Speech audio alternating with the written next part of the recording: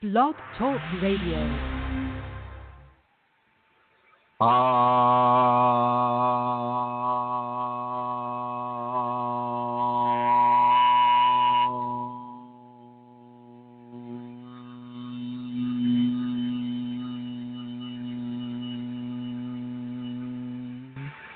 Hello, everyone, and welcome to this episode of a conversation about your Kundalini awakening. And I'd like to welcome you all here. My name is Chrism, and we will go right into our conversation. Following another car, actually looking at a stoplight on the way to get some food for Lasha today, I saw a bumper sticker on a car, and it really reminded me a lot of the Kundalini equation, where, you know, it's saying, watch your thoughts, because thoughts become words, words become behaviors, behaviors become habits, habits can form character, and character can form destiny. And I think that is so appropriate for Kundalini people, because that, you know, that bumper sticker is basically it's describing an outline of a life to be lived, and how you would live that life. And if you can scrunch that up into the hyper time that Kundalini puts us into. So, for instance, with a Kundalini person, that instruction, that set of instructions is in real time. It's real time right now. And you get very feedback from that real time right now scenario as you go through your process. And so it's very important for people to really, really, really watch their thoughts. And by watching your thoughts, I mean, I want you to control your thoughts. I want you to control your thoughts towards positivity if you can. Not everything in this world is positive, but so much in this world is certainly within human society is of a negative force, a negative nature, that inserting conscious positivity is not a bad thing. It's not a bad thing at all. And so I strongly recommend people to really begin to look at the way they think. Look at that inner dialogue. I know I've said it on this program before, and I know that the folks that are consistently listening to this, they're going to be reminded about this, but it is so true. And the way they wrote it, and I'll say it again, is watch the way you think. Watch your thoughts, because thoughts can become actions. Actions can become behaviors. Behaviors can become habits. Habits can form character, and character can design a destiny. And the destiny that I would hope that you would be designing right now is towards love, towards trust, towards acceptance and surrender, and the dignity that comes with this. And of course, people are going to say, wait a minute. Dignity is an ego sensation. Dignity, that sense of self-worth and things like that. Well, I don't think it's so heavily, unless the person imbues ego excentrism upon it, then I don't see I don't see that as dignity as being part of an egoic expression, unless of course one puts it into it. So really look at how you behave. What are the thoughts that you're most likely to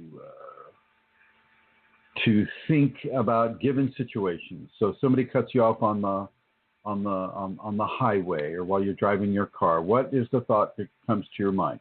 Your boyfriend or your girlfriend, your husband or your wife accidentally don't show up at the agreed upon time, at the agreed upon place, and what are the thoughts that run through your mind there? Somebody does something to you that they're not supposed to do. What are your thoughts there?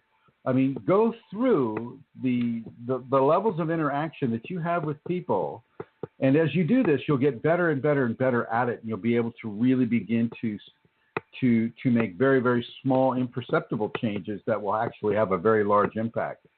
So look at how you think and why you think the way you think.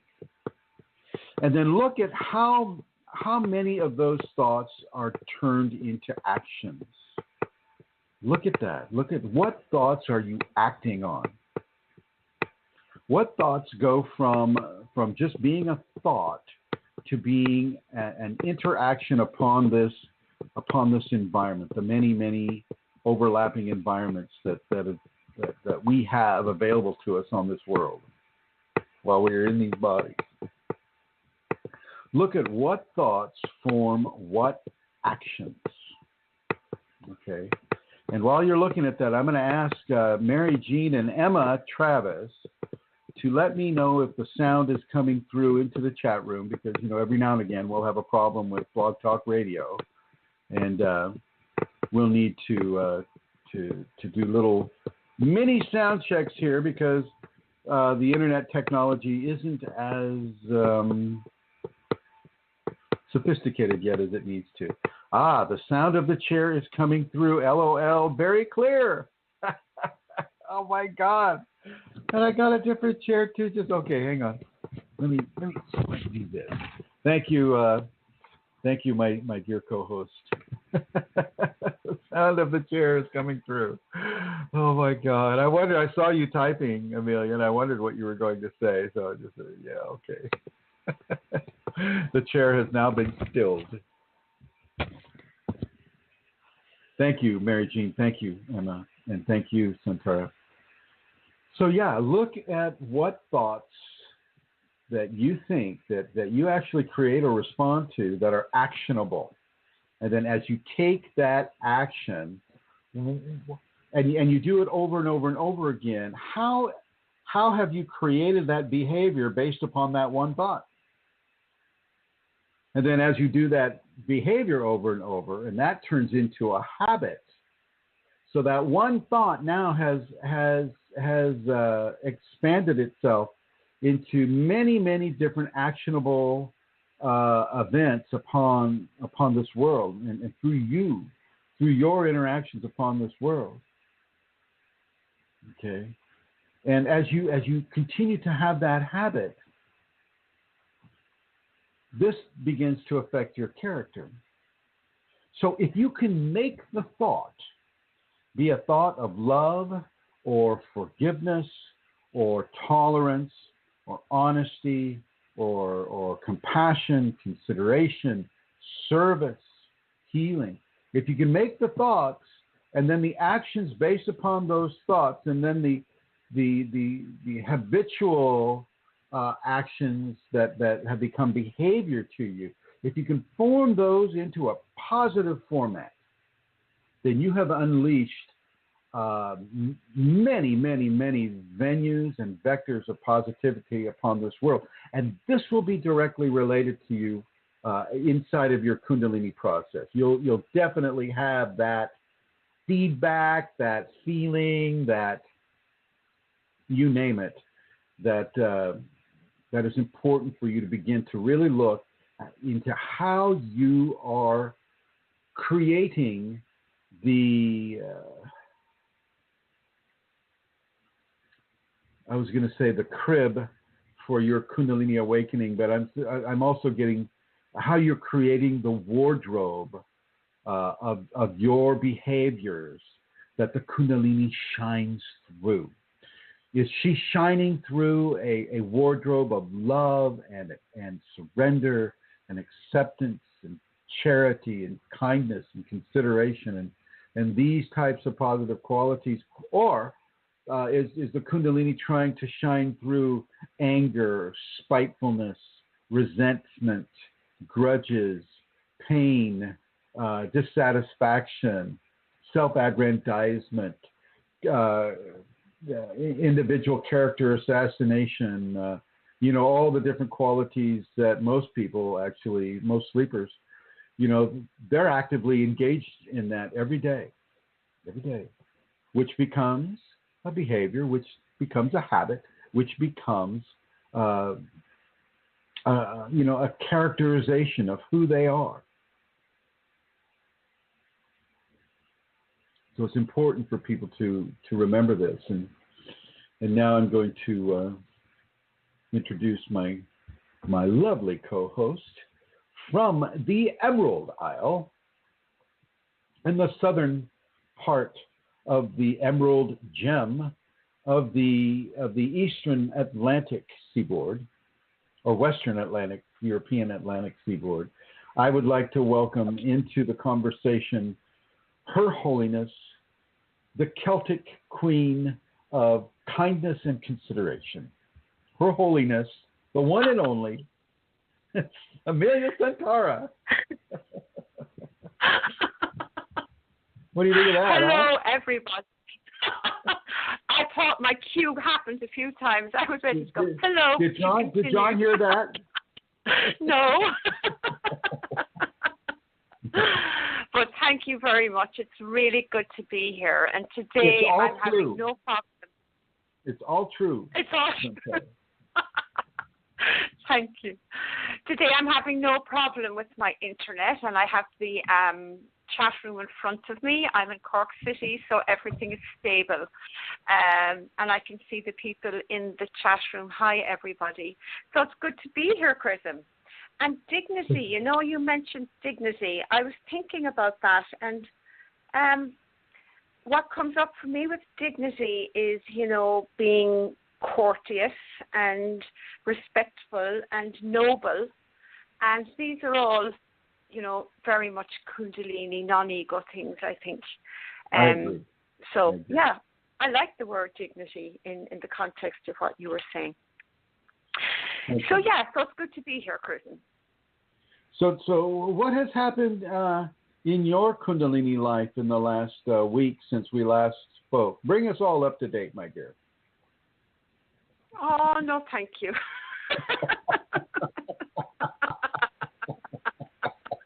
That's what Emma says to me when I ask her to do something. No, thank you, Mom. So much has been happening, Chrism. I had some time down in Kerry because I was doing work in Kerry, and a lot of things happened in Kerry. I think the Kundalini, I know the Kundalini is always, when I'm on my own, she does a lot of work with me. And yes, there was a lot of things happened in Kerry, and it was wonderful. I was able to spend time again out in nature, spend time in the woods. I had a lot of dreams. I had a lot of communication. It was excellent. And the Shakti Path has begun since we last spoke, of course. And we're on day 2. I did have a fall, which wasn't you took a fall? I did. Are you okay? I am. Depends how you define okay. I haven't broken anything. Are you in pain? Are you in pain? I was. Yeah. I'm not so much in pain now, but I was in a lot of pain. I fell down on my left-hand side, really hurt my arm and my leg, the whole left side actually, my shoulder, to the extent that I was seriously, considering going to the hospital. It was so bad, and I'm good on pain. But oh my God! I thought I had fractured something, but I could feel the Kundalini, the way she does when she's healing. I could actually feel it, and so I surrendered to that, and it's definitely okay. I'm not going to have to do anything medical or anything like that. It's been taken care of. Well, that's very, very good to hear, my dear. Very good to hear, and. It's interesting that you fell on your left side on the first day of Shaktipat. What do you think's going on there? Well, now, hello. I don't know. It kind of bothered me because the Shaktipat starts here at 11 a.m. and I had, I was doing my meditation and I was lying down and I was waiting for I just like to spend that time, and I had a beautiful experience during that time. Really lovely and very tactile, and I was filled with that amazing presence, and I was filled with gratitude, and then off I went to do something. And it was when it happened, I became aware soon afterwards it was my left side, and I was kind of going, what's that about? So maybe, I don't know, Chrism, but it was my left side. I mean, everything on my left side, from my neck. Maybe the suggestion from the Shakti, painful as that suggestion may be, is to relax a little bit more into that first day, rather than painting the house or, getting ready for the Olympics or whatever it is that needs to be done. I know that you were down there in Cary to do some work on the house.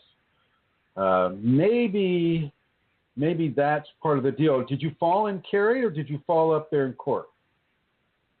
I fell in Cork, but I fell in Youghal. So, but I was doing work again, busy. I was. I mean, I left the house soon after that wonderful experience, and I headed off, and I was working.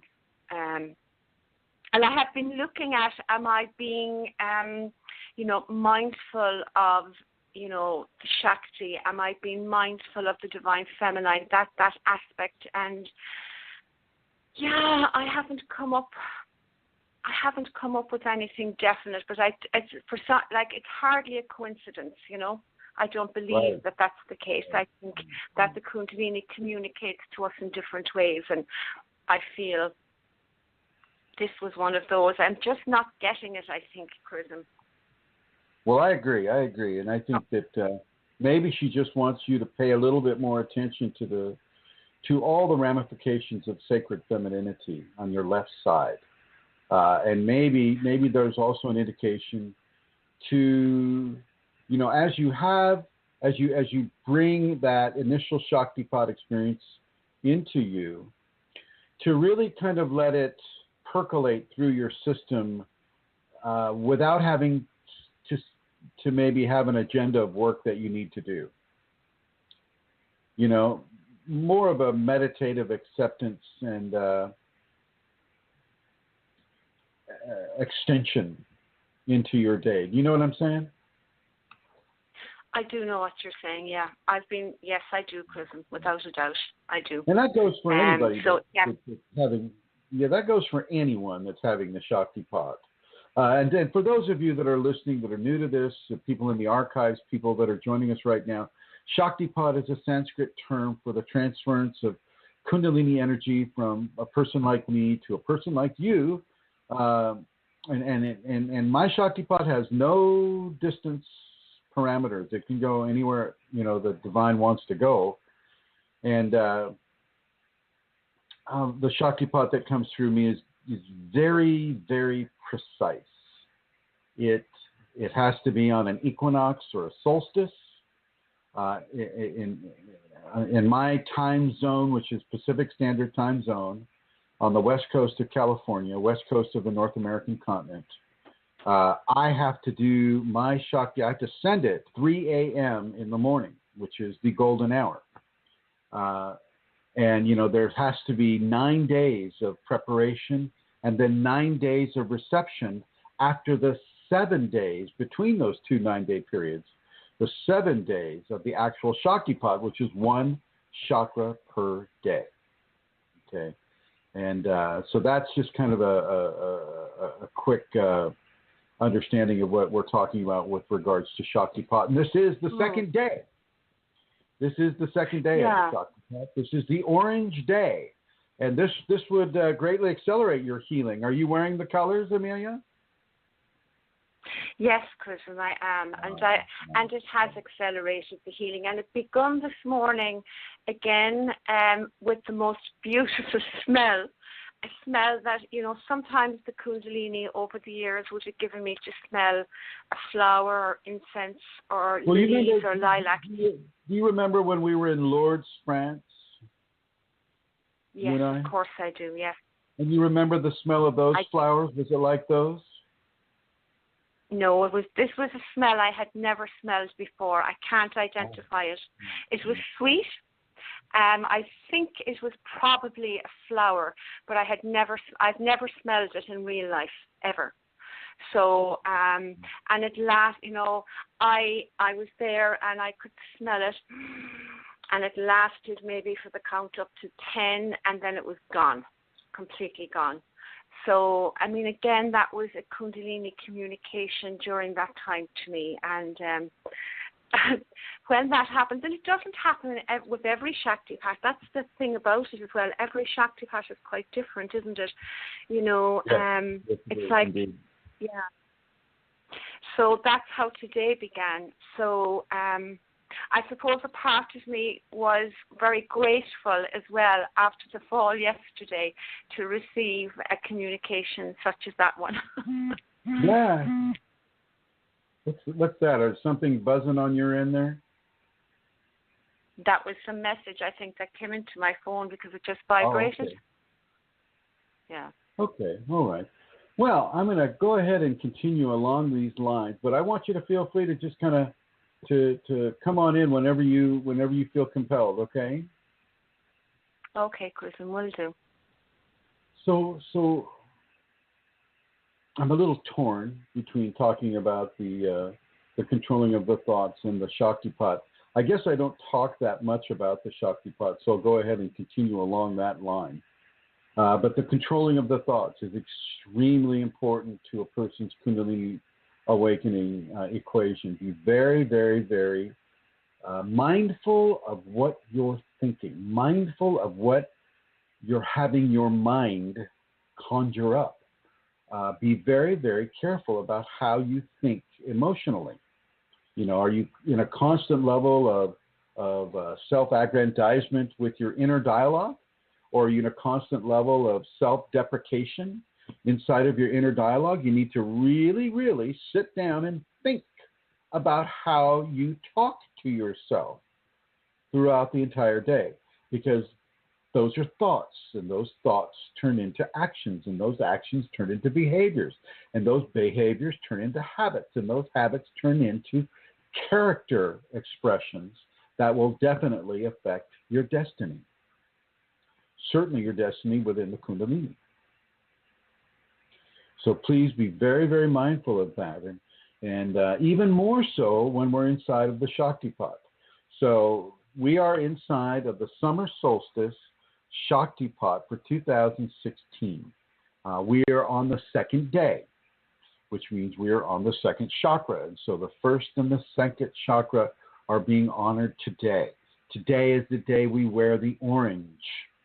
And the orange, of course, is the expressive color that emanates from the second chakra. But we're also, because yesterday was the first chakra, so we have the first chakra lit up in red, and we have the second chakra right now lit up in orange.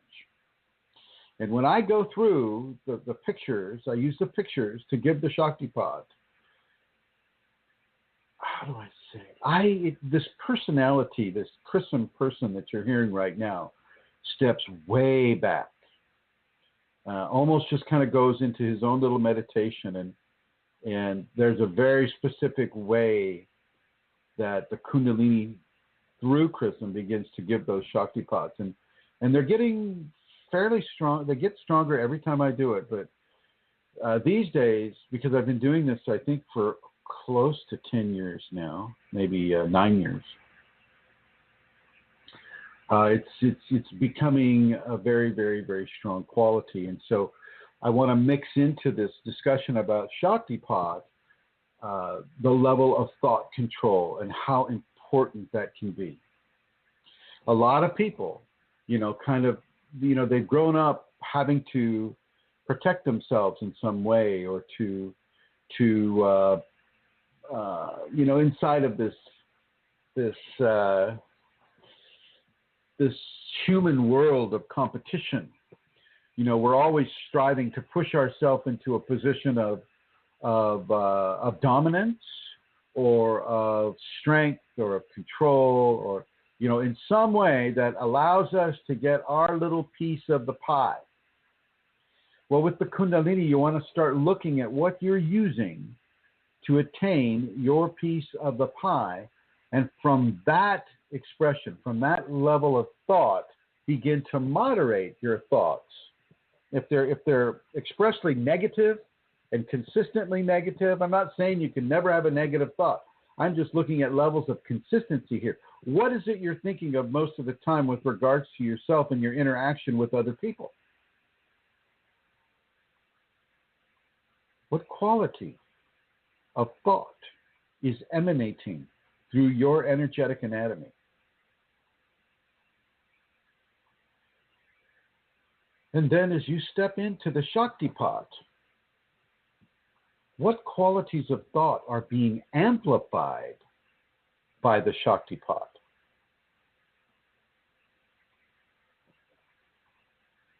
You know, you look at Amelia Santara's scenario. You know, she's doing work on the first day of Shakti pot. She's up there. I think I'm not quite sure what she fell off of, but obviously, you know, it was a high enough place to cause her considerable pain when she lands. Well, what would that message be? I'm sure that let me go over to her right now. I shouldn't just talk about our lovely hostess like she's not standing here listening to us. Hi, Amelia. Hi, I'm here. Can you remember what thoughts you were thinking before you fell? Well, I can tell you what I was doing.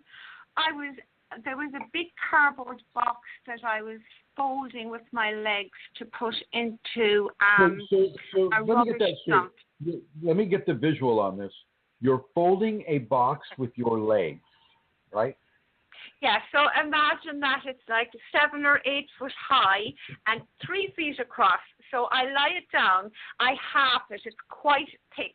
So I stand on it and I'm forming a crease. Then I quarter it and I'm forming a crease. And it's to go into, what's it called, a recyclable bin.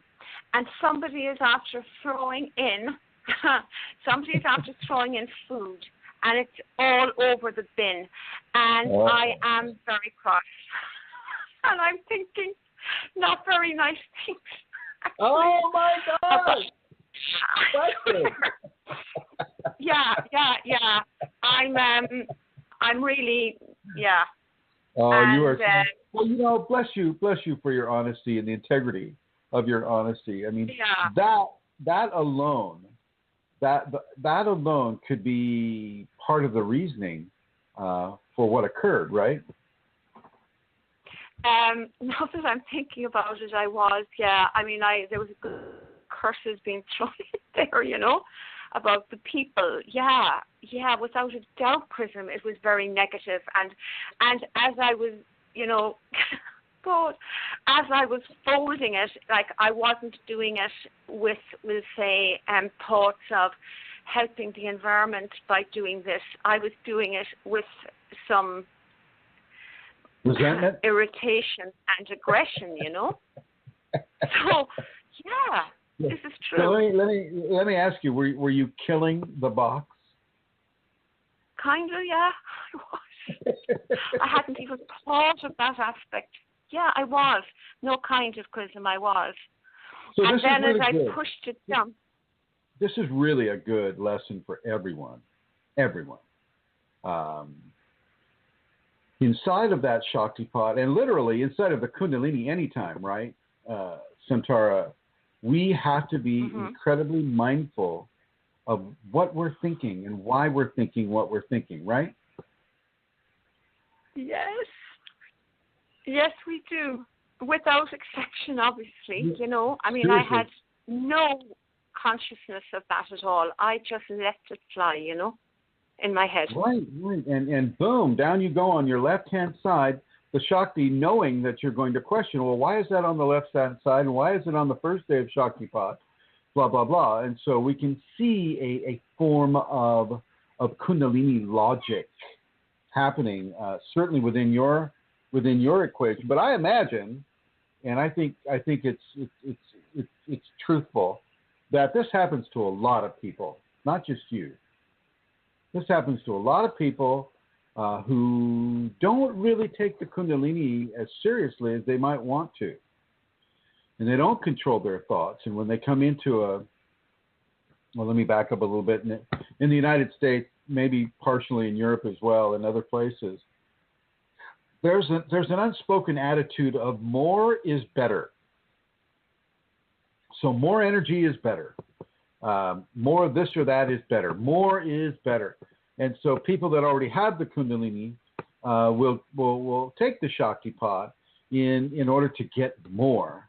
And they won't necessarily look at more self-perception and self-control, self-discipline, as they may want to do that. And the Shakti can turn around and sting them pretty hard. No accident that Shakti also represents herself as the honeybee or a wasp. You know, she can sting a person pretty hard. And I've been stung, and I know that you, Centaur, you've also been stung more than once too. And it's very important for people to realize that. Yeah. I agree with you, and I know that what you're saying is absolutely true. And she can turn around and smack you or sting you, or without a doubt, Chrism. And gosh, yeah, I'm grateful for this insight, because it's not that I do the Shakti Pat, I think, just speaking for myself, for more energy, because I'm very aware that each time, but I'm saying, but I would be, I would also be doing it without maybe enough cognizance of extending it into, like at that time and that day, it was out the window. My thoughts were just not where they should have been at all. And so, without a doubt, I think that was part of it, because I think it was a big communication for me. And the thing is now that she has also healed it so beautifully, right, at the same time. So she gave me this thing to happen that was very, very dramatic, and I've been searching all day as to what was it about, really, and saying, and now here is the show, and lo and behold, look, that's what it's about, Chrism. I agree. And once again, I think this is a message that the Kundalini is using you in order to bring out for the benefit of others as well. And I think it's very important for people to really be cogent of the emotions that they're thinking. Kundalini people, oh boy, if you're not controlling your emotions and the thoughts that are connected to your emotions, you can put a lot of energy into a very, very depressing scenario, which the Kundalini can amplify within you. If you constantly have and also entities can begin to influence your emotions and your inner dialogue as well. If you have a lot of entity attachments coming through you, they can also insert an emotional agenda within you that will help you to be self-invalidating. That can help you to have doubt. That can help you to have mistrust, and can really push a person into anger and rage. And that anger and rage may still be internal. People on the outside won't know what won't show on your face or anything. But inside, it's like nuclear warheads going off inside your body, damaging your body, damaging your organs, damaging your lungs, your heart, your pancreas, your liver, your kidneys, your gallbladder, all of the ductless and the duct-oriented glands as well, and therefore begin to compromise your immune system. So it's very, very important, certainly within a Shaktipat experience, to control the way you think. And you just start out small with this. Don't think like, okay, all right, I'm going to chart everything that I think about, every thought of my day. I'm going to write down, and which, of course, that's not a bad idea, because you'll write down the ones that are most important to you and your Kundalini. So I'm not saying don't do that. You could certainly do that. But I don't want you to overwhelm yourself at first, is basically what I'm saying. Start small and build. And remember to self-correct. remember that if you're thinking of these hurtful thoughts, these damaging thoughts, remember to change them.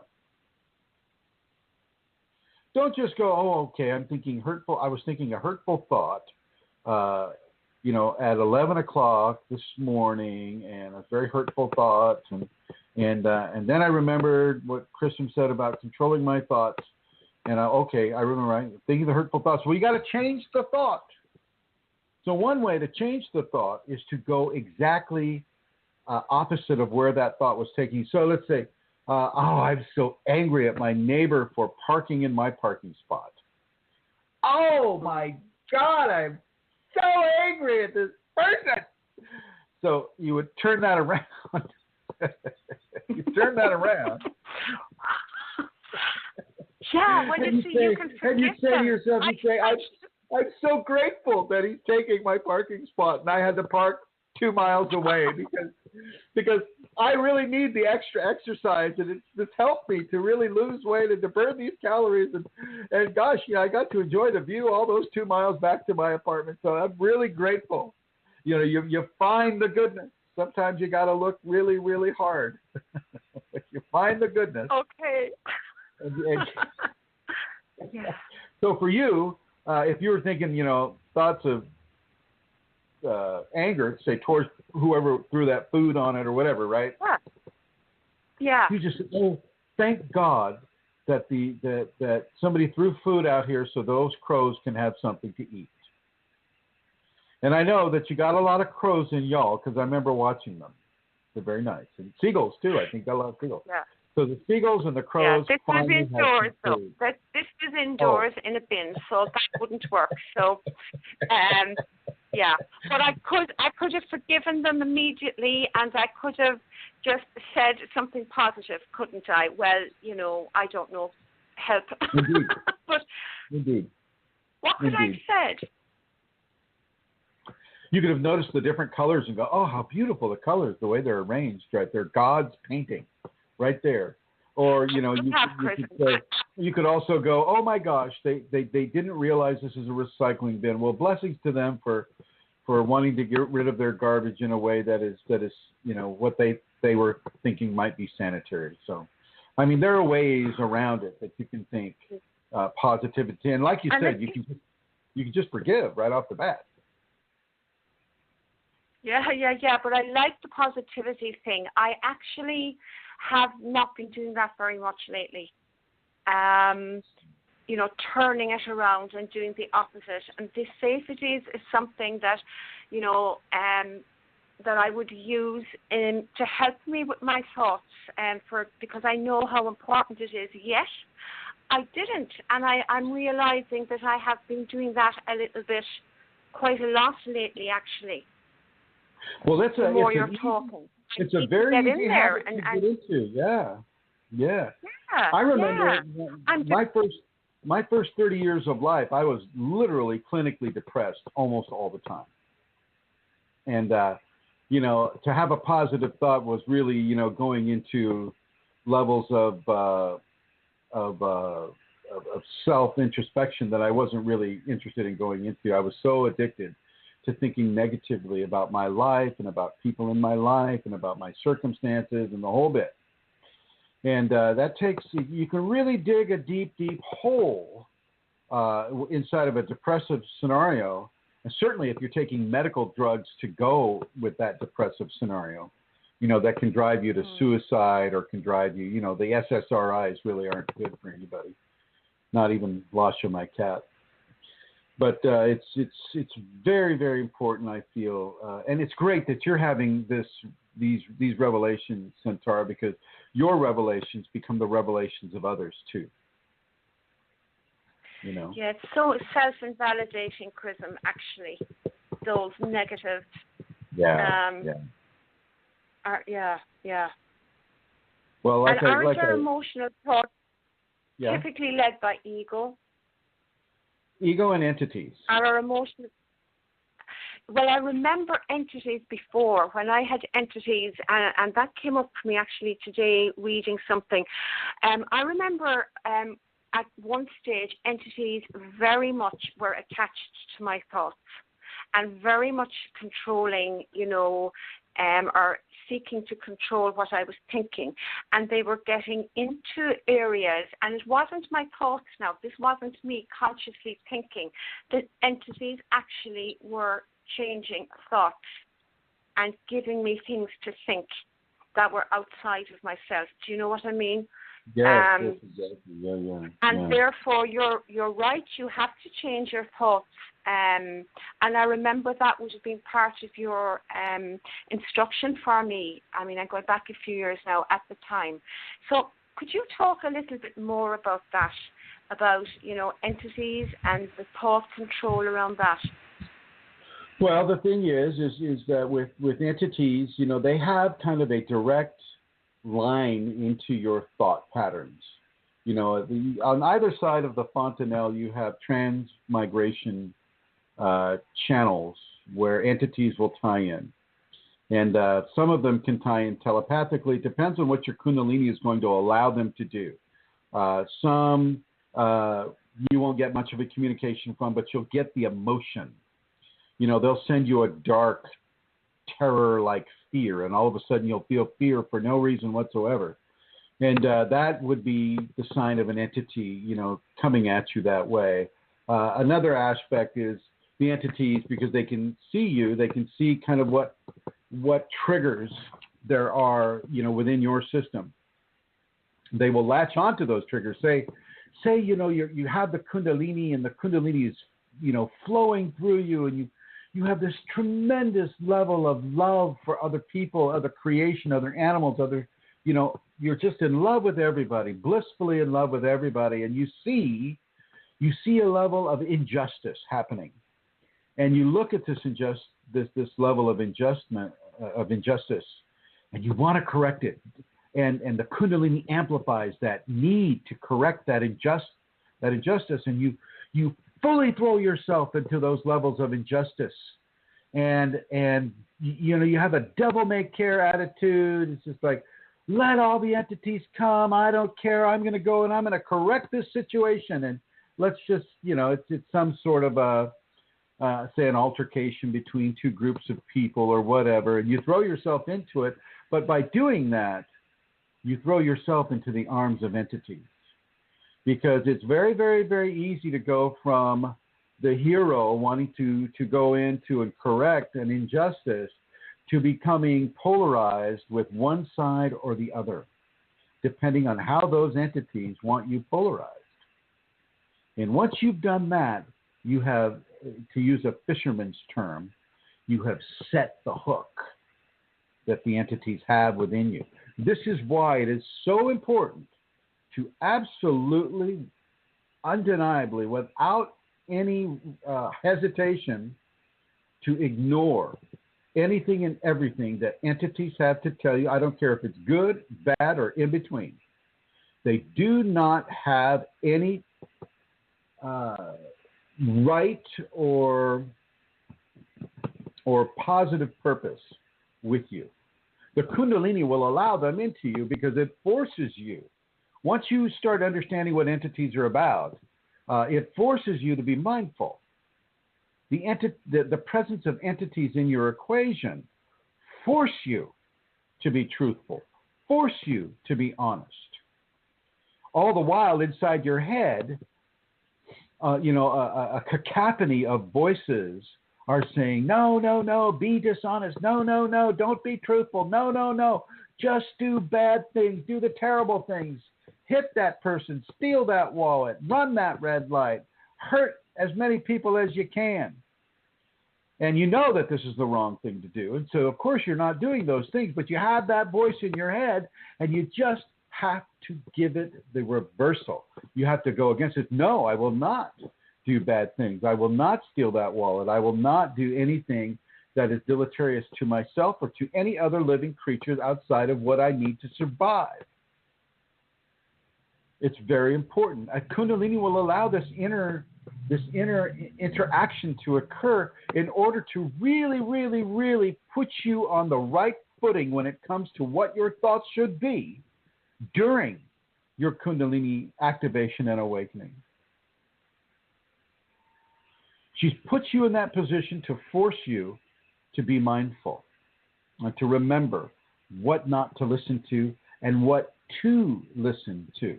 It's hugely important because this is the difference between total abject fear and corruption to blissful states of serenity, love, beautiful, joyful service upon this world. Which way do you want to go, my friends? Is it possible that entities also, when they're targeting you, when they give you triggers or they're setting in the hook, is it possible that entities also disguise their instructions to you in situations that do not seem harmful, like that you get pulled into polarized sides of things, or you think that what you're doing is good, that it's not always as obvious that what you're doing is destructive. No, you're absolutely correct, Amelia. Sometimes they set very, very elaborate traps because they know you know about them. They know you know about them, and they know that you're ignoring them. And so they'll set elaborate traps that are filled with emotional time bombs, just waiting for you to step on them, like emotional landmines. And this is true too, but the more concise you are with your conscious understanding of how you're thinking and what you're doing and why a certain landmine is coming your way, you can step right around that landmine. It's just a level of constant mindfulness. And let's face it, when you've got little kids around the house or even teenagers, you're not always mindful about, the Kundalini and thinking. And this is often why the Kundalini will try to get you into circumstances where you spend a lot of time alone, because she wants you all to herself so that she can do this work with you. And sometimes inside of a busy family environment, it's very difficult to have that. So you'll see that folks that have this and have a family, they won't get tested like this all the time, but they will some of the time. If they have entities, though, they'll be tested pretty much all the time. If they don't have a big entity contract, then it's more of an example. And Cole Kundalini is asking me, could you give an example that taking sides you just referenced to? Entities don't really care which side you're on, Cole. They just want you to promote negativity. They just want you to promote hurt. They just want you to promote levels of self-destruction by pushing you into these areas of expression. And so they don't care what side you're on, just as long as you're on one of the sides that is fighting the other side. And so they'll switch you back and forth. They'll switch you back. They'll play you against both sides just for the corruption. Has nothing to do with justice or injustice. It has everything to do with corrupting your Kundalini process. It has everything to do about that. Okay. Everything to do about that. Another thing I want to point out, Atlantis Seeker asked me, how many people are you doing Shaktipat for this time? About 65 or more. I don't really count them. As I mentioned, when I'm doing Shaktipat, I'm in such an altered state. Numerical, I don't count. I know how to pull them up. I know how to pull their pictures up, and I know it's exactly, I know exactly what to do. And it's not me that's knowing it. It's just it's hard to say. But I know exactly what to do with regards to the Shaktipat, and it gets done. It gets done. There's a level of neutrality, of mindlessness. Like Mr. Vacuum of Space Mind. Well, and we'll get more to the Shaktipat later on. But for those of you that are in the Shaktipat, Emma is in it. I see Cole is in it. And of course, we know that Amelia's in it. And I'm going to bring Elizabeth Dalton Gonzalez into this conversation. Hello, Elizabeth. Hi. Hello, everybody. Hi, Chrism. Hello. And Elizabeth is inside the Shakti Pot. And so for those folks that are inside the Shakti Pot, and for all I know, some of the guests may be inside the Shakti Pot too. For all those inside the Shakti Pot, be very, very mindful of what you're thinking. And Elizabeth, do you have anything to say about this subject? Yeah, I was the whole time you've been talking, I've been just thinking of, I think the mindfulness thing is so important. And my Kunalini shows me constantly with something that I do that I constantly need to self-correct, where your mind will fill in blanks that aren't necessarily real or aren't necessarily scenarios, in other words, that aren't even happening. Where they're like somebody's making up a fact and then believing it to be a fact. Yeah, like just some of the things you said, like someone cuts you off or somebody parks in your parking place. My mind will actually start making up a whole scenario that's not even real. That isn't, and I literally, and it's not even necessarily negative, but I definitely have to stop myself. And why is my ego mind filling in the blanks, in other words, before you don't know what the other person, why they're cutting you off, so my Kundalini is teaching me through mindfulness to not just think positively, but go directly to the things that you're good, like compassion and kindness and the things that are inherently in your personality anyways.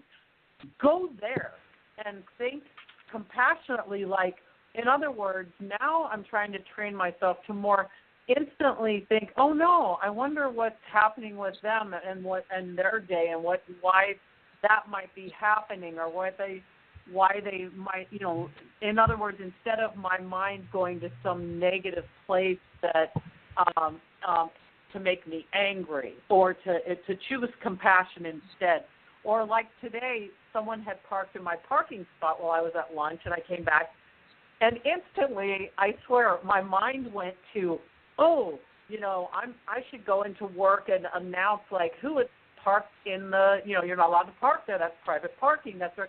And I instantly stopped myself and tried just to be mindful and not go thinking anything or letting my mind make up this whole scenario that's not going to happen. I'm not going to go into the store and ask who, whatever.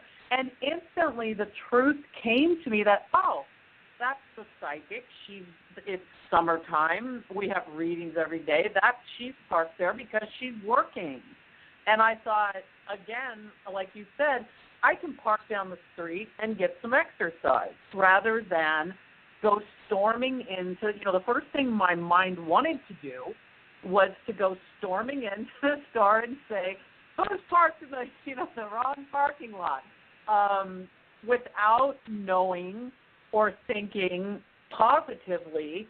And the second I changed it and thought positively, it actually, the truth came to me that, of course, it's Debbie. She's parked there. That's great. And then I thought to myself, well, that's wonderful that she was able to park in my spot, so she's closer, and now when she leaves, she doesn't have to go looking for her car, and she leaves before I leave anyway.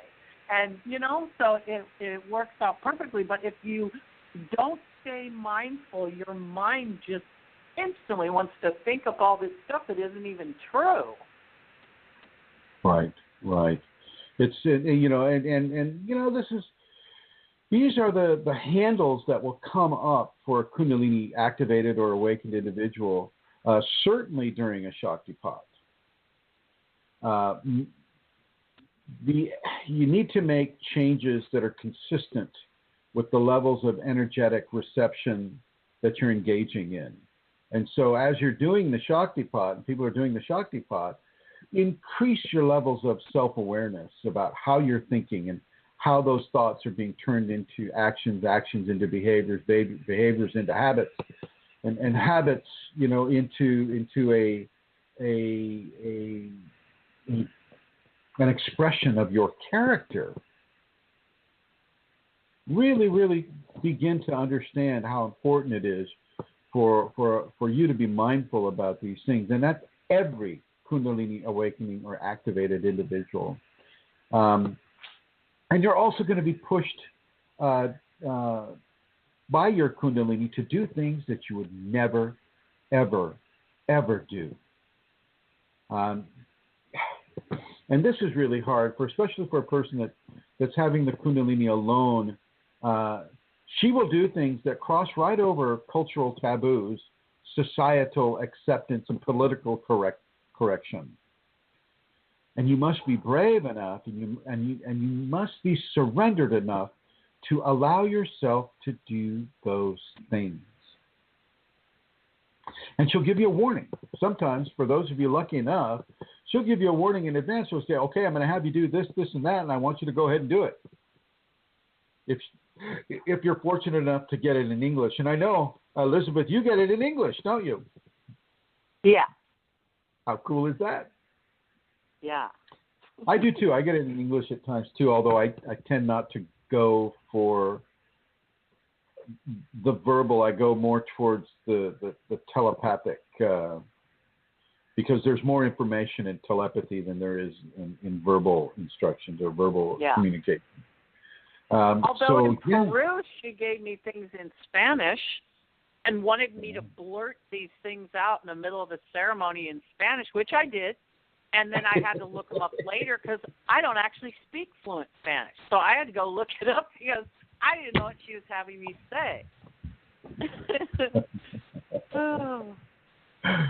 So, yeah. I just want to, and so really want to compel people to understand how important the control of the inner dialogue is and the control of the inner thoughts. And as we were talking with Santara earlier, make sure that you do the correction. So with Elizabeth, she did the correction. She saw that somebody had parked in her spot and that she was going to have to park somewhere else. And, she went through the process. She went through the process of discerning, okay, this person has a reason to be here, blah, blah, blah. She got through the initial anger response and the how dare you park in my space response. And she was able to really begin to coalesce within herself the antithesis of the anger reaction by saying, well, she needs to be here. This is good. With Santara, oh, look at the beautiful artwork of garbage on the recycling container. Maybe a little more challenging with that one. I think I was really as well because, in this other place, they have removed their recycling bins, and I am so big into recycling that and I know that that's what they'll do in this other place. So I really left loose, and there was no mindfulness whatsoever, none. So, well, you're not alone with that. You're not alone with that, Amelia. I mean, this stuff, we have to percolate within this process. It's, perfection is not instantaneous. Perfection is earned. And I still firmly ascribe to the idea that if you're still in a body, then there are aspects of you that are not perfect, or you would not be able to stay here. Oh, yeah. Oh, yeah, absolutely. It's like Ramakrishna.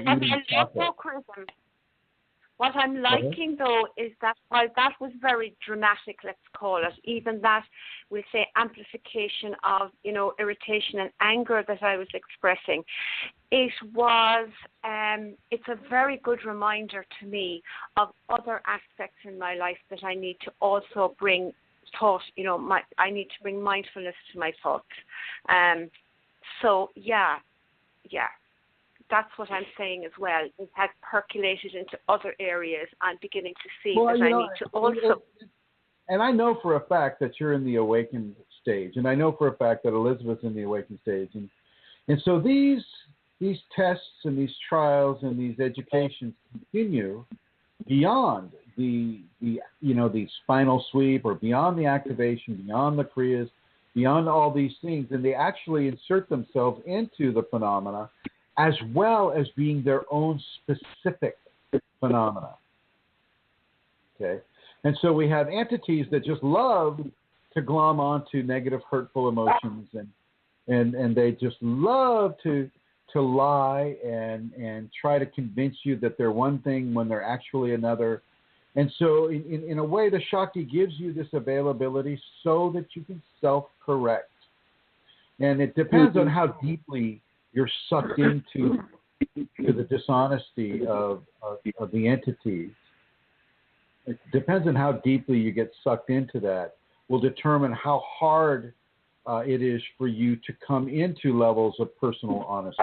Okay, and that is another subject that is really, really a difficult area. So if you're inside of entity bombardment, you really can only trust your own thoughts, and your own thoughts, when they're polluted by entities, can be a very difficult minefield to wend your way through. Who's talking to their critter? Who is that? Is that you, Elizabeth? No, but there is a dog barking outside my yard. Like, Okay. not sure whose dog. Sorry.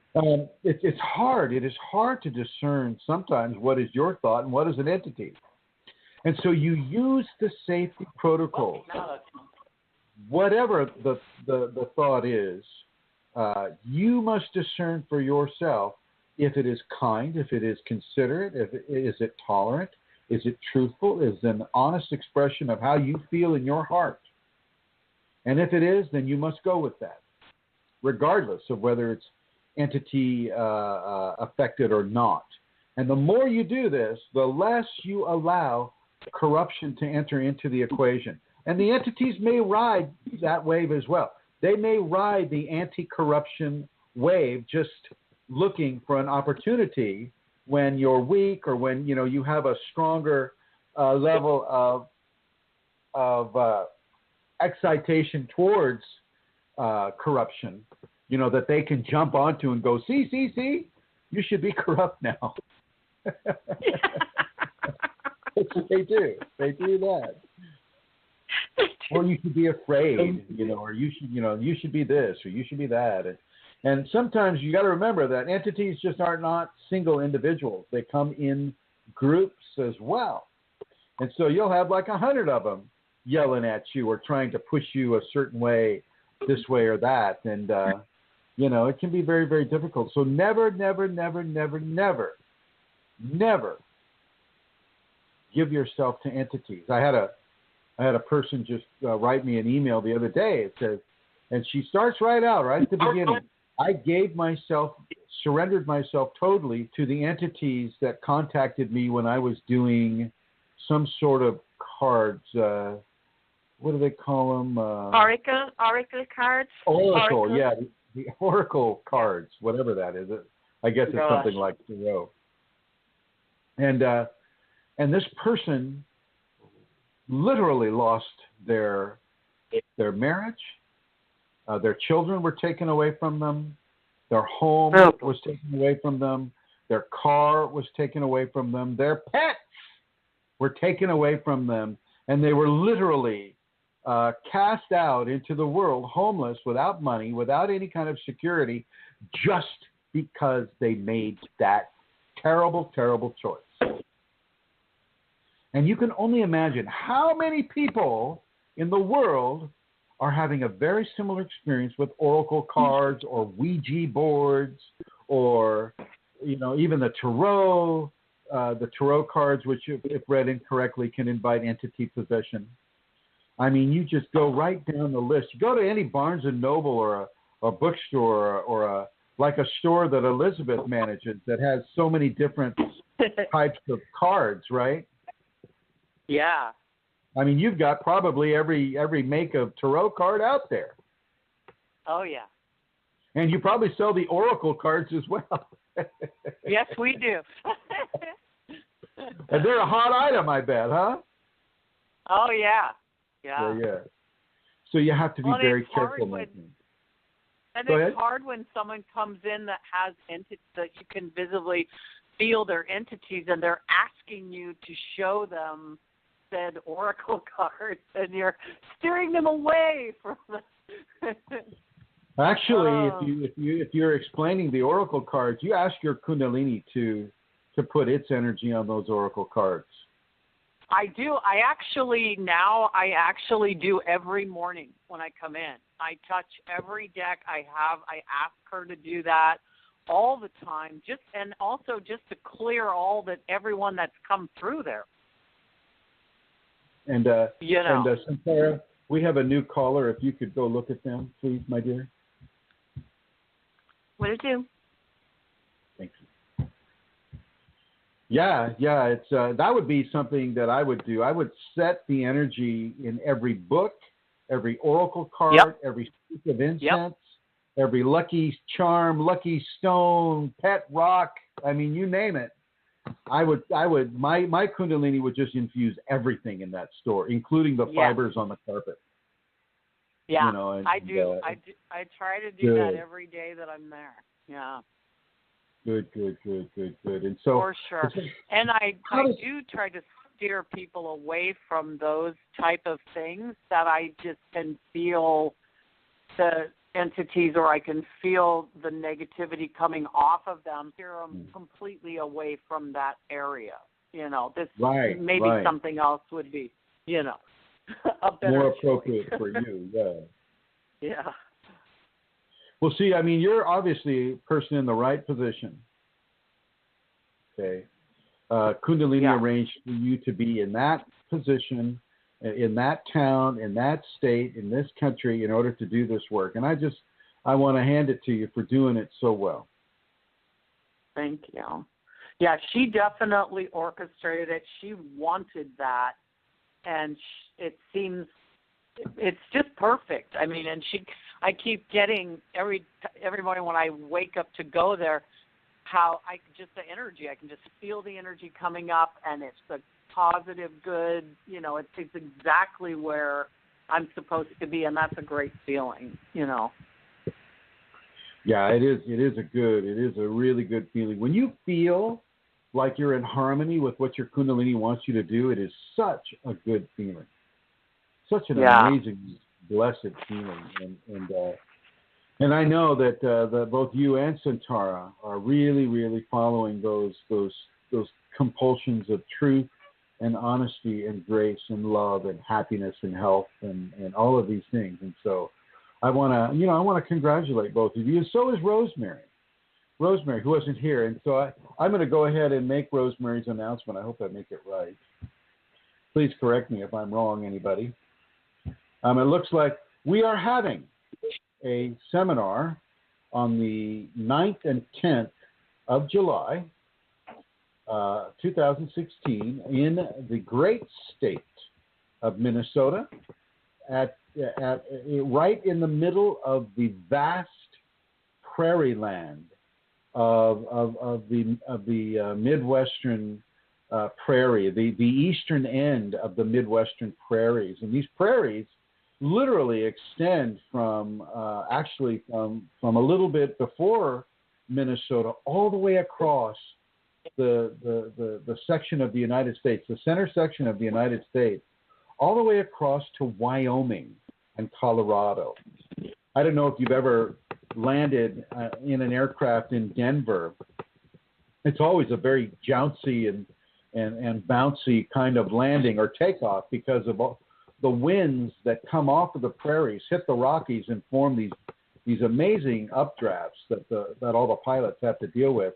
Well, this is because the prairie is so big and so vast and so open and unblocked by mountains that those winds, they come down really fast. This is also a level of tornado area as well. And so it's a very powerful place, the prairie is. And this is on the Drum Creek Farm, and and they have a piece of prairie that has never been developed by humanity for farming. So the way it sits there is the way it was in the Pliocene, or, as the glaciers melted and opened up the prairie. This land was there without, agrochemical companies polluting it with glycophosphates and other really, really harmful things to the environment. I mean, and this is where I want to give the Shakti pot, is right there, like virgin Mother Earth. It's so beautiful. So we're having that on the 9th and 10th of July of this year in Minnesota. And I want you to get a hold of Rosemary Goliath, and she can be reached at rosemaryg@usinternet.com. So Rosemary, and then the letter G at usinternet.com. You can get a hold of her there. And she also has a phone number that I don't remember. Centaur Elizabeth, do you have her phone number? 2 seconds. I think I might have it right here. Give me 2 seconds. I'm scrolling down. And here we go. It is. Oh, it's not here. No, I don't have her phone number. Sorry, Chrism. Okay. Do you, Elizabeth? I have to sign off to get it. Oh, no, I have it that way too. But not. Yeah, I have it on my phone, but I would have to hang up, I think. That's okay. I have That's it. 1 okay. second. I'm looking at something else here, and I think I can. I have it. It's 651-452-3161. So 651-452-3161? Yep, that's it. So everybody in Canada, Mexico, any of the United States,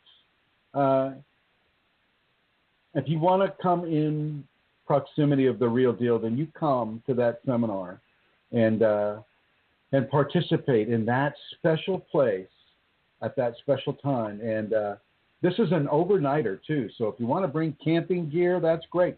If you have a trailer or a camper van or something, bring that. If you don't want to camp, well, we also have room availabilities at the local motel, and we also have some places on the property itself. And so really, really happy to be able to do this in such a beautiful natural environment. The last time I did it this way was in Ojai, California, and it was just an amazing, beautiful experience. I did something very similar at John of God's in the proximity of their sacred waterfall. And so I know this works, and I know this works strongly within natural environments. And certainly when you're in the natural environment, away from the bloodletting that humans invariably do to each other in past times and in current times, you're not around such horrible, horrible levels of pain and hatred that have stained the land in some places. And so when you're on this really natural piece of virgin property, you don't have as much entity interaction except for the entities that you might be bringing along yourself. Yes, I'm sorry, say again. Was that an entity on board? Yeah, that was me giggling. But, Chrism, could I say something? Please do. I just wanted to add that my first seminar that I ever attended with Chrism was in Minnesota. I flew all the way out there. And I just want to say also that group of people, Rosemary and Joey, Katie, they're all just wonderful people. And it's a wonderful place to go for your first Shaktipat and seminar. It's, you get to meet Chrism in person, but also it's just a great group of people. The Minnesota people, and they're very welcoming, and they just, bring you right in and make you feel at home. So, and they have a community now. There's a Minnesota Kundalini Awakening community too that is opening its arms, and so it's very, very cool. And Elizabeth is right. I mean, Kundalini attracts the best people, the people that are interested in spiritual development, divine evolution, people who welcome a practice of the safeties. They're kind, they're considerate, they're caring, they're tolerant, they're honest. They have the qualities of grace, whether they even know that they're qualities of grace or not. They have them. And they come to the seminar, and a lot of them come just not knowing. They just feel pulled to come to the seminar, and once they're there, then they know why they're there. And they know what pulled them there as well. So very important to remember that the Kundalini will compel you to do certain things. And I just want you to, first of all, discern whether that's Kundalini or an entity. And once you make the discernment that it's the Kundalini, just go whole hog into what the Kundalini wants to give you and wants you to do. Okay. Go fully into that. Elizabeth, does Lorena have anything that she would like to add into our conversation, whether it's on this topic or not?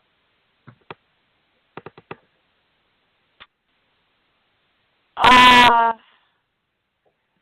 on a second.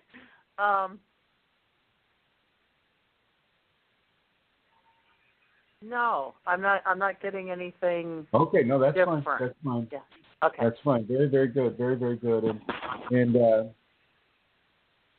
for those of you that are pursuing the short path, I want to really advise you that the only real short path that I feel is the healthiest would be the ayahuasca short path, and that's what Elizabeth, Amelia, and I, and Cole, and a few other people partook of this last February, and it can be very illuminating.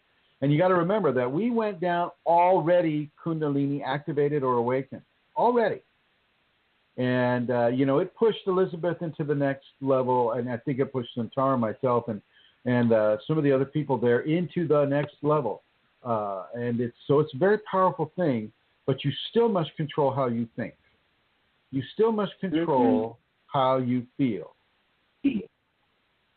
Okay?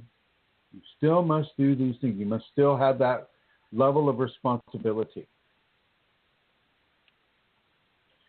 Okay, and let's see. I'm going to go ahead and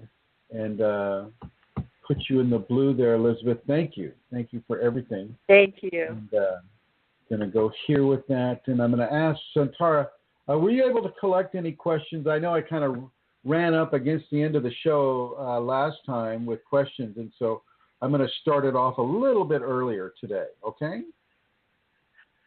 Well, I don't have too many questions, Chrism, and I don't have where I had written them down from last week, but I have some. But could I just mention the seminar in Berlin before we continue? Please do, and mention Manisha contact. Go ahead. Okay, I will do that. So there's going to be a seminar in Europe. Now, we've had them before in Europe, in Ireland, but this is going to be the first time it's in continental Europe. And that should make access for many of you who are listening to this much easier, because you might not have to fly.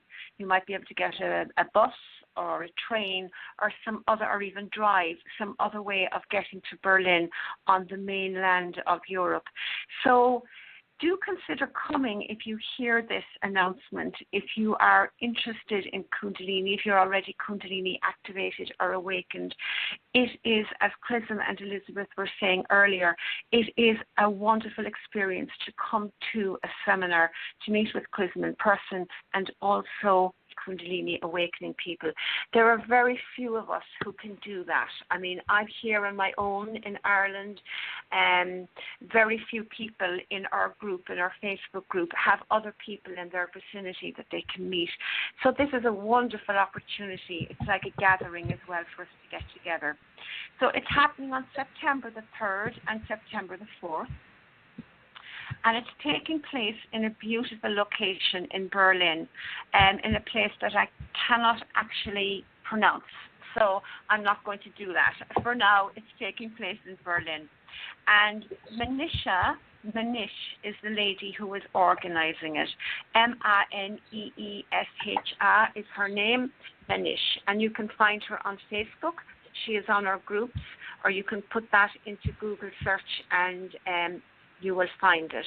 Manisha is going to come in about 2 weeks' time. Manisha is going to come on here and speak to you all with further details. But in the meantime, you can drop her a line on Facebook, or you can write to me as well if you want to on my Facebook, and I will pass your name on to her, and you can become part of a list where you will be informed of what is happening. So again, that is September the 3rd and 4th in Berlin. Hope to see many of you there. Yeah, so that's September that 3rd and 4th in Berlin. And how do they contact you, Santara? Well, they can contact me again on Facebook, Santara Kundalini, or you can write to kundalinimatters@gmail.com. That's my email address. Very, very good. Thank you. Not everybody is on Facebook. We tend to forget that. Now I've traveled a little bit in Europe, and you know the cost of a flight, say from Central Europe, let's say Switzerland, or say from Switzerland to Germany is very, very inexpensive. I mean, I'd say less than 70 euros, I think. And then if you're going, say, from Spain to Germany, it might be a little more, but it's really reasonable if you use Ryanair or EasyJet to get there. And of course, as Amelia mentioned, the trains and the buses, they're all, Berlin's a major destination. And there's a lot of ayahuasca people in Berlin. In Germany right now, ayahuasca is a very big deal. And so there's a very strong level of Kundalini awareness, whether they know it or not. The ayahuasca, works directly with the Kundalini. And so if you're in Europe, or if you're in Africa, or if you're in India or Russia or Finland, Norway, Sweden, come to this seminar. Berlin is fairly central. So make it a point. I mean, begin to recognize the grace that wants to flow through you, and open yourself to that grace. Come to one of those seminars, and Manish is the person to contact, and I believe that is MANEESHA,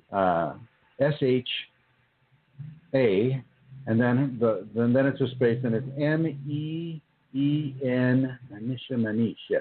MANEESH. MAN. Yeah. Yeah. Okay. All right. And if you could begin with the questions, Amelia. I will. Thank you. I'm going over now, and I'm doing that. Okay. So the very first question, the first three questions have come into my inbox from a person who writes regularly. The first question is, what are different paths or methods to awaken Kundalini? Oh, that goes into with the lady or the person that's called Love Thy Work just asked. And what are the different pathways towards awakening? Is that it?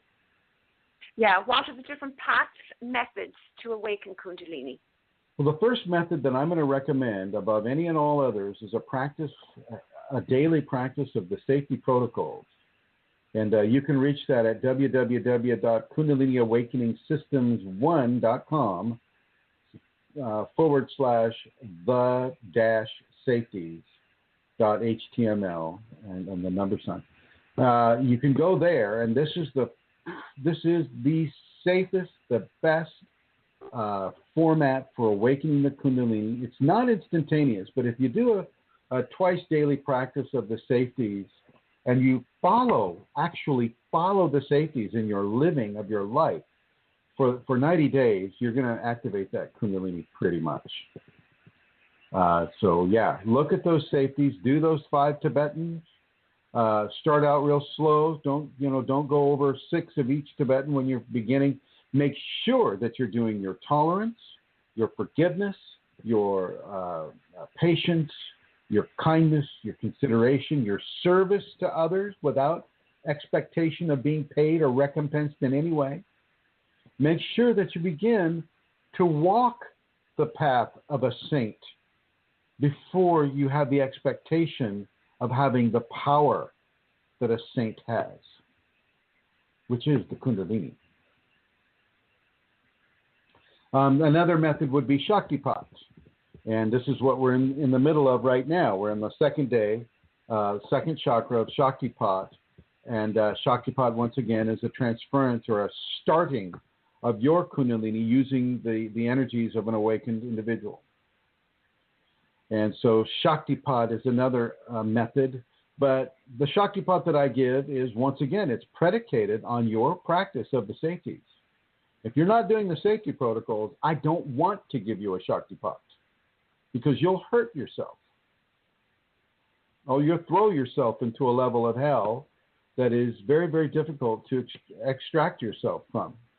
So that's another venue of activation is through Shaktipat. And then, of course, you can, different levels of yoga, people have awakened that way. Tai Chi, people have awakened that way. Qigong, people have awakened that way. Sports accidents, people have awakened that way. Ayahuasca, people have awakened that way. So there is a plethora of opportunities for people to participate and to awaken or activate the Kundalini. If you're doing a lot of out-of-body travel, OBEs, OBEs are precursive events to a Kundalini activation. And so the more OBEs you do, the more likely you're furthering yourself towards a Kundalini activation. Over. Okay, thank you, Chrism. The next question, where does one go? Do we have a question with somebody there? Is there a call-in that has a question? You see that question mark? Yes, I'll go check that out while I will go check that out. Look at all the 111s. I'll go check that out while you're answering this, Chrism. Okay. The question is, where does one go after his or her death? Well, I'm glad we're keeping this along the lines of Kundalini. That would be in a Kundalini context. Yeah, there are different levels. I'm going off. Okay. There are different levels of arrival after death. You go to a place where you are taken care of. The first and primary thing is your care. You're cared for, and of course that depends on the qualities of behavior and grace that you've demonstrated in your physical lifetime that has now come to an end, and you've left the body. And if you're welcomed by relatives or friends, that's fine, and they'll tell you where to go and how to go to get there and all of that, and they'll escort you, and you'll be taken care of. You'll be guided in a benevolent and typically a positive fashion. You don't necessarily have to come in contact with people that are outside of your spiritual evolution. It's not the same as it is here in the living, where you are available for contact with people that are way outside of your spiritual evolution. After death, you're able to go to places that are beautiful. You're able to go into a place where your karma is revealed to you. The karma that you made is revealed to you. Your memories of past lives are revealed to you. Everything that was taken away from you as you went into the veil of forgetfulness in order to have this life in that body is returned to you. And you see where you made your progress and where you didn't make so much progress.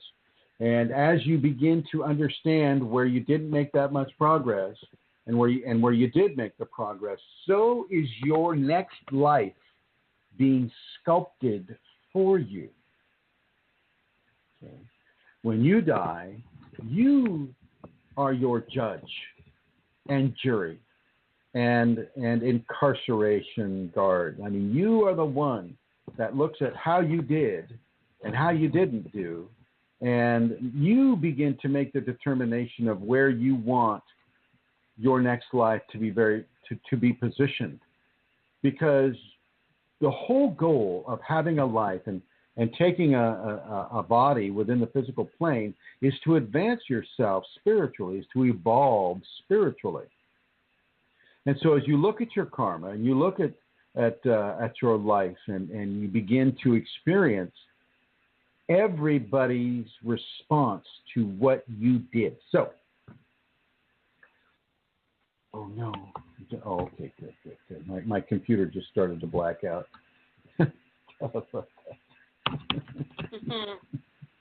Stop. Panic. So as you are looking at that and you're allowed to go into the experience of people who were the butt of your jokes, who were the recipients of your kindness, who directly interacted with you. You get to go into their experience of you. And as you experience yourself through the eyes of another, you can really begin to see where there are levels of improvement that need to be made.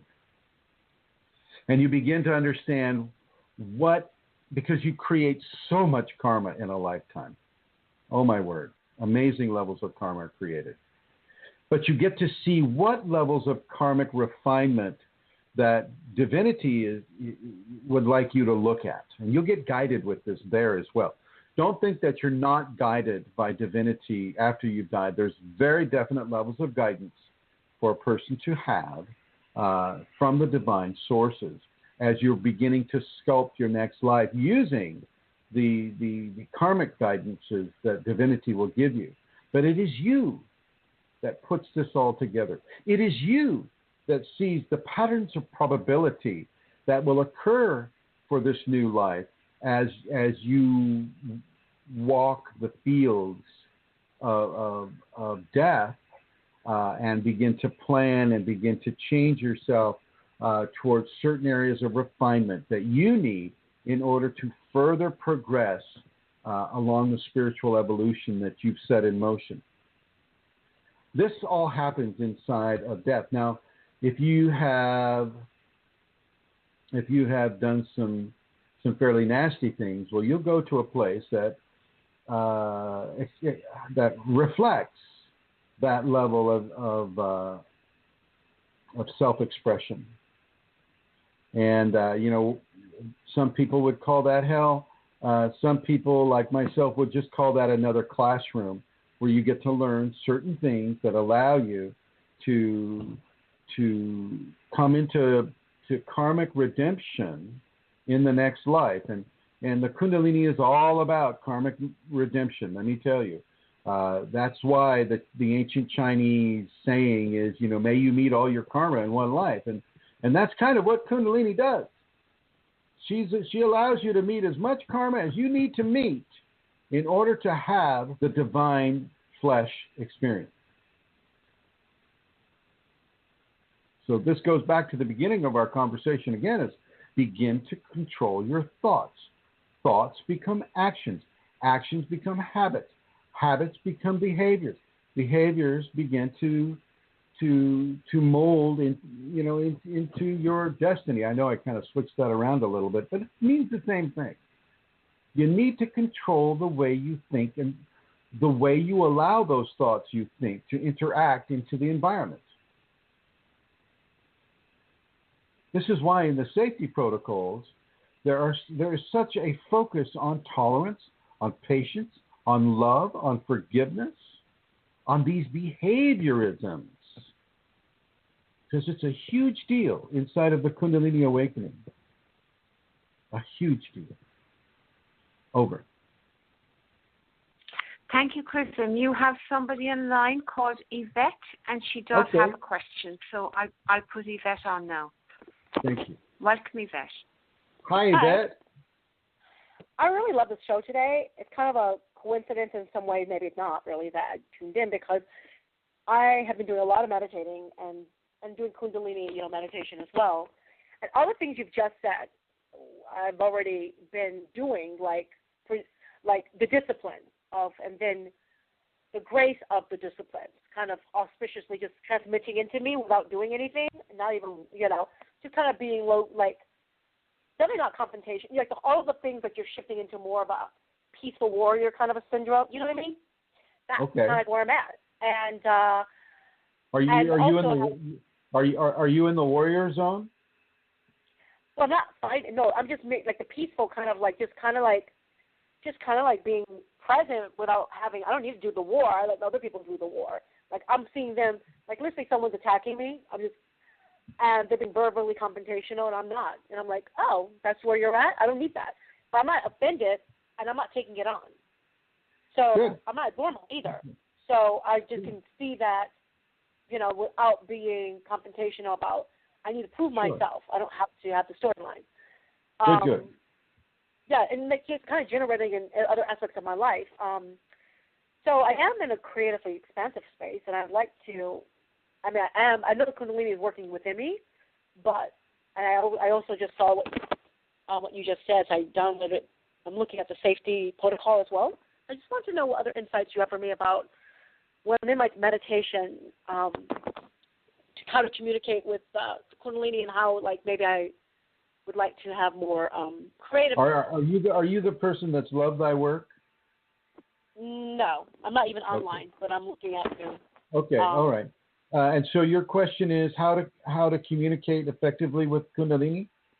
Yeah, and I guess but at the same time, how to communicate, and also ask it to, I guess, reveal things to me, and like maybe if I need a question or I need something like help with something like finances, how can it help me? So that I do want to live a more fulfilled life doing this type of work without doing a 9 to 5.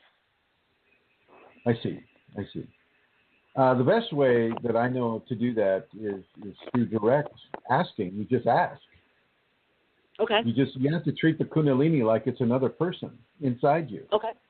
A highly evolved person, a person that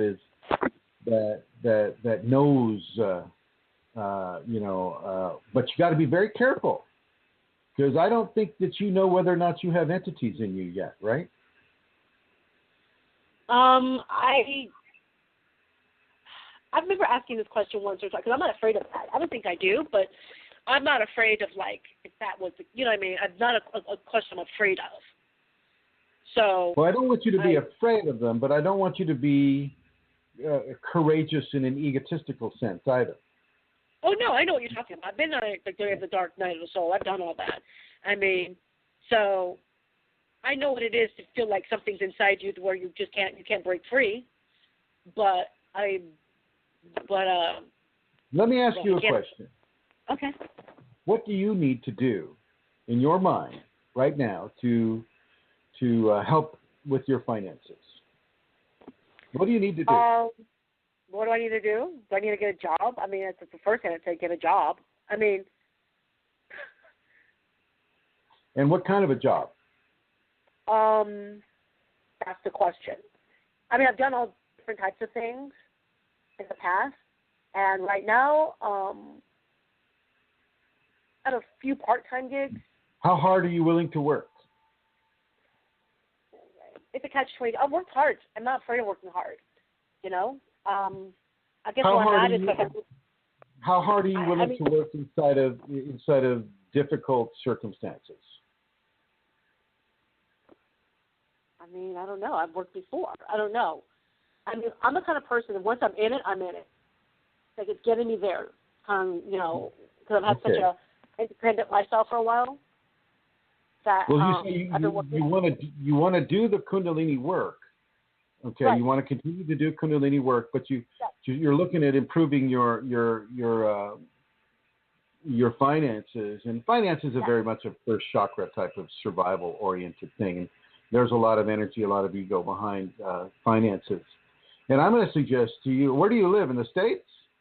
Yes. So I would look at working in a hospital, convalescent hospital, doing some elder care, or maybe even in pediatrics, if you can qualify for pediatric care.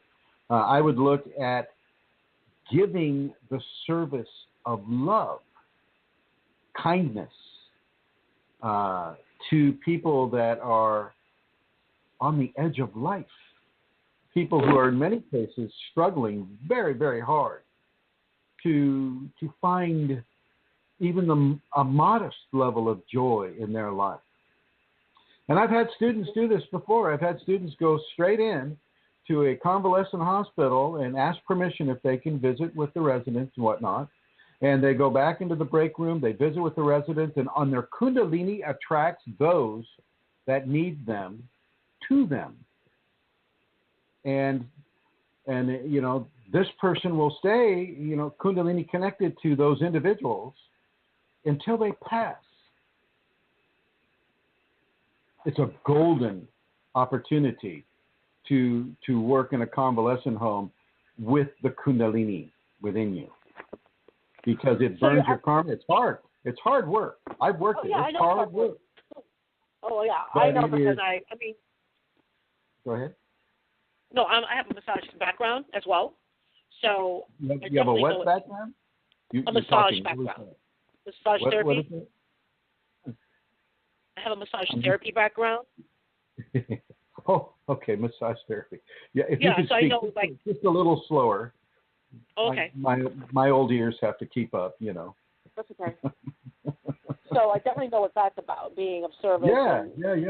And if you have the licensure that allows you to give like elder massage or things of that nature, well then you know that would be a very productive way. Another way would be you know, doing different levels of service that you might get paid a modest sum of money for, but you'll get paid far more with Kundalini by giving these levels of service to people that have really no other options. Mm-hmm. Well, Okay, I'll be honest with you. The last 2 years I have been of service. The last 2 years I have been doing that. I've been in hospitals, giving massage. Convalescent work? No, but pediatrics. Okay. Yeah. So you know that can help you with your pocketbook and help you with your Kundalini at the same time. Okay. That's good to know. Yeah. And pediatrics or geriatrics, doesn't matter. They're all people, and they're all people in need of the service and the kindness and the grace and the love that your Kundalini wants to give to them through you. Mm-hmm. But one thing, I'm going to ask Santara to comment on this too, and I'm bringing you into the conversation here, Santara. You also, Santara, do work on cancer patients, right? Yes, I do, Chrism. I do indeed. And you do the Kundalini-infused therapeutic touch, right? Yes, I do. So the Kundalini is very present during my massage. The Kundalini is the one who gives the healing during the work. So what I do is before I begin, I communicate with my Kundalini and I go into devotion to my Kundalini, and I then begin the work. I begin the massage. I begin the therapeutic touch, and the Kundalini does it really.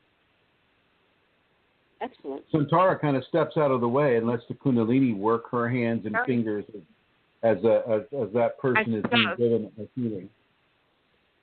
Go ahead. Yeah. Okay. Yeah. And that's a crucial element of it, is to step out of the way and not to, project my wanted outcome. I do it as a service, and I do it in love, and I step completely out of the way, except to be there physically and giving the therapeutic touch. And the Kundalini does it all, and it is a wonderful thing. I mean, it is. You were speaking with Elizabeth earlier about, being in the place that the Kundalini wants you to be in, and there's nothing that can compare to that when you're doing as you're being directed to do by her, and she led me to do that work, and it is wonderful to be able to do it. So you seem to be in the same place, Yvette. So this is a good opportunity for you and since you've been doing it, for you say the last couple of years, I have done it. Yeah, it sounds like that might be a good opportunity for you. I've also had people work with the homeless. When you're homeless, your life is very, very different than when you're, and I have been homeless. I know exactly how that is. And giving a free massage to a homeless person might be another vector for you to look in. Interesting. So Go on. Go ahead. No, I mean, I've never thought about. I mean, I know I allow energy to move through me, but being specific about the Kundalini, I actually like that a lot. Yeah, it's a direct, conscious validation of the Kundalini within you, and you don't do it with any other source except Kundalini. And if you find a voice in your head going, "Wow, with that you are so awesome. Oh my God, you should. Oh wow, you are so good at this. Oh, you should just do this. Oh, this is the best." If you find your ego being really stroked, that's going to be an entity. Okay. Alternatively, if you find your ego being very, very dismissed or categorically traumatized, "Oh, we bet you don't know how to do massage. What do you call yourself, a massage artist? Well, my God, if you find something like that." That's funny. Yeah. That is also an ego, or I'm sorry, an entity attacking your ego. And so not to pay attention to any of those. You just change that channel and you go straight to Kundalini. And you also don't lift your hands to the sky and go, "Kunalini," or "Some force of healing enter into my hands that I may give the healing upon this person." In other words, don't do Reiki. Right. No, absolutely not. I wouldn't. Because the person that is ill or is having a difficult time does not need to be infected by an entity that comes through your hands. Right. So I think I think you're very, very well set right now to begin to do strong levels of service into the populations, and this indeed will coalesce into Kundalini activation for you, especially if you practice those safeties twice a day. Okay. So good on you, girl. Go get them. Thank you. I will. Thank you. Thank you for calling. I'll put you in the listening mode here. Do you have anything on YouTube? Do I? What? Do you have anything on YouTube? I have about 340 things on YouTube. Cool. Go to Chrism, CHRISM Kundalini, KUNDALINI, on the YouTube search bar, and you'll see some old guy with a beard coming up. Okie dokie. Thank you. Okay, you're welcome. Bye, Beth. Thank you. Very cool. Oh, there's Actually, Rosemary. Chrism, I'm reminded. Yeah, go ahead. Yeah, no. Go ahead. I was going to tell you Rosemary is here. Okay. Let's see. Coming over to Rosemary. Hi, Rosemary. Hi, thank you. I am in South Minneapolis here with Joey, my buddy, and we are just finished setting up a film, the film for 3 people that are here so far. And we wanted to make sure that the world that is listening knows that July 9th and 10th, Chrism will be here in Minnesota doing a seminar. And to be in the seminar with someone with the Shakti that you have, and to be in your presence, it is a powerful experience and touches. It's only powerful if I don't use. It's only powerful if I don't use deodorant. Then it gets very powerful. Anyway, Rosemary G at usinternet.com or 651-329-9615. I'd be more than delighted to share with you any further information. It is at a prairie, 100 acres of prairie, and you can camp out if you like. There are our plugins there can receive that, and you can sleep under the stars, or not. I have some rooms nearby too. I plan on sleeping under the stars for me. Yeah. Yep. I'll sleep with the beavers. They would probably welcome company. They probably wouldn't, but we did the announcement of the seminar there, and I would like you to give them your internet address, would you please? RosemaryG@usinternet.com. Thank you. Okay, we were busy setting up. We heard you on our way in the car, but then when we got here, we got set up. Well, many thanks to you and Joey for doing such amazing outreach. Yes, amazing. And Katie as well. I don't know if Katie's on the call. Katie and Chrism's coming the 5th. He will be speaking 6, 7, and 8. 6 in Mankato, 7 in Wyndham, and 8 in Minneapolis. And we have that information we can send to you as well. Very nice. Very nice, Pretty my dear. soon. And thank you. I'll go ahead and let you get back to setting up there. And I wish you a very, very good show. And and remember to just to take a moment with Joey, look into each other's eyes, and acknowledge the Kundalini, and then ask the Kundalini to spread itself to everyone in that room. Yes, we'll do that. We'll do that. Okay, putting you into the listener mode.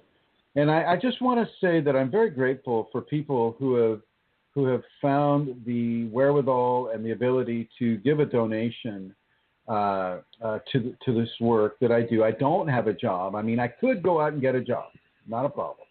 I could do everything that I was telling Yvette to do. But I tend to spend most of my time now guiding people within the Kundalini and helping them to get the Kundalini or to balance themselves within the Kundalini. And one of the ways that I've been able to do that is through the thoughtful, kind, and considerate gifts of either material property or finances that you, the listening audience, has allowed to combine. There's one person here, Josephine Smith, who is listening right now, that the only reason I'm able to give this show right now is because of the gifts and the kindness and the consideration that Josephine Smith has provided. And I just want to give a public shout out and a shout of gratitude to Josephine while she's at work for allowing this to take place. And so thank you. And I'd also like to thank Suntar, for putting this show on. This show that you're hearing right now is existing because of Amelia Santara and her gifts of grace. And you don't need, I'm not saying, that, if you don't give, a donation or a gift of some sort that you're not going to receive anything. That's not true at all. You can, I'll give to anybody and everybody, and you don't have to give anything back. But for those that feel the pull to do that, I just want to say thank you. Thank you. And thank you for allowing this Kundalini work to take place. And go ahead, Chantal. And if people would like to do that, I'm going to give you the donation button address. You can go to www.chrism-kundalini.blogspot.com. And thank you very much. Okay, will I continue with the questions, Chrism? Yes, ma'am. Yeah, so the next one is, who are unknown persons we meet in dreams? Okay. Before I answer that, I'd also like to say a shout out of gratitude to Tyler. Tyler, who is also, I believe, Ravenize, whatever. I would like to say thank you to Tyler for, I believe Tyler's the one that's copying these programs onto YouTube. And I want to say thank you for that too, because that just allows the outreach to go even further. So many thanks to you, Tyler. And who is it that we meet in our dreams that when we don't recognize them? right? Is that the question? Yeah, unknown persons, yes. Unknown persons in our dreams. In many cases, there are individual guidance that a person has, because obviously we're not talking specifically about Kundalini here. Everybody has a level of guidance that they are gifted with at birth that tries to help them stay along the path of either karmic redemption or spiritual evolution. And so those entities, or those guides, we'll call them, can disguise themselves in various ways. Also, other people that you have known, other people that are not incarnate at this time, and with the grace of your guides, can come into your dream and give you a certain teaching about a certain thing. You don't need to recognize them. There are far more people that are outside of the flesh than there are inside of the flesh. Gazillion trillions more. It's a very limited format here on this world, where you incarnate into a body or into a family, typically a family that you've incarnated within in the past. And so, you've been the grandmother, you've been the grandfather, you've been the father, the mother, the child, the niece, the nephew, the aunt, the uncle. You've been all of these things. And some of you may just be going through the process of experiencing what it is to be all of these things within that family unit, within that group of souls that are incarnating together. For those that are not, like Grandma Jean, well, Grandma Jean passed away, and Grandma Jean, being given all of her memories, all of her karma, all of her spiritual evolution, well, she may take a bit of time before she wants to have the next life. And she may help you with yours. But she won't come as Grandma Jean. She'll come as somebody that you don't recognize, helping you in some way in the dream, or giving you in some way a teaching inside of the dream state. Most of the people that you'll meet in the dream life have had to come through your guidance. If any of you are doing the OBE or the out-of-body experience work, in some cases you'll feel, Robert Monroe writes of this in his book, Journeys Out of the Body, which I suggest all of Robert Monroe's Journeys Out of the Body, Further Journeys, and The Ultimate Journey. I will recommend those 3 books to anybody that is pursuing Kundalini or who's pursuing out-of-body work, which, as I mentioned before, is a precursor to Kundalini. You'll have invisible hands come and kind of pull you out of your body, or they will guide you directly. I remember the hands taking hold of me and traveling or moving me across what looked like galaxies and universes. It's kind of like being inside of a Hubble picture. You see these galaxies whisking by. Oh my God. We're already there? You're there. Are you gone? No, but I only got 1:22 left. So anyway, there are many. Mine says 1 minute, 16 seconds left. Yeah. Yours? Yeah. Okay. Yeah, Amazing. You're right. That's all. That's true. Anyway, so you'll have many different experiences of people that you don't know. And I'm going to say goodbye, Sarah. Goodbye, everybody. Goodbye, Say everybody. goodbye, Elizabeth. Goodbye. Bye, everybody. Oh, my God. See you all next Oops.